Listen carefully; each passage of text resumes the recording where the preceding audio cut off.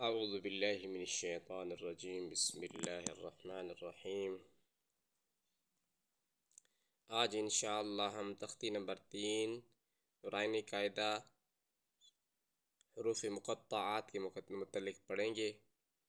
ये हरूफ मुक़त्तआत कुरान करीम में मुख्तलिफ़ मकामात पर मौजूद हैं। इनका मतलब अल्लाह ताला के सिवा कोई नहीं जानता। इन हरूफ मुक़त्तआत को ज़बानी याद कर लेना बाइस अजर व सवाब है और बाइस बरकत है और रिज़्क़ में अल्लाह पाक बेहिसाब इजाफ़ा फरमा देते हैं। तमाम दोस्तों से गुजारिश है कि इन हरूफ मुक़त्तआत को ज़बानी याद कर लें।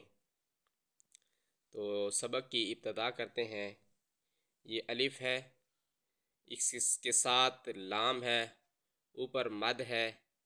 मद को 4 अलिफ के बराबर लंबा किया जाता है। ये मद लाजिम है, इसका अदा करना ज़रूरी है और अगर अदा ना की जाए तो इंसान गुनाहगार होता है। तो इसको पढ़ते हैं अलिफ लाम मीम, अलिफ लाम मीम, अलिफ लाम मीम साद, अलिफ लाम मीम साद, अलिफ लाम रा, अलिफ लाम रा, अलिफ लाम मीम रा,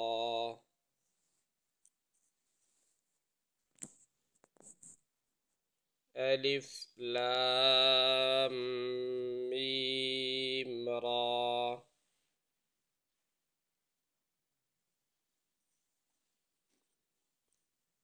ये काफ है, इसके साथ हा है, ये या है, ये आइन है, ये साद है। इसको पढ़ेंगे मिलाकर काफ हा या आइन साद। हा या को 1 अलिफ के बराबर लंबा करना है और आइन और साद को 4 अलिफ के बराबर। काफ हा या आइन साद,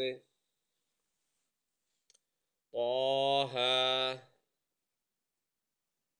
ताहा, तासीम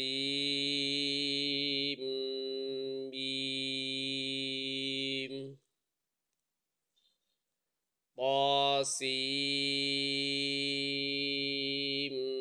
मीम, तासीन,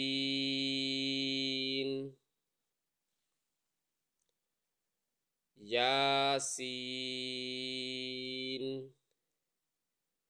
यासीन, साद साद, हामीम हामीम, हामीम आइन सीन क़ाफ, हामीम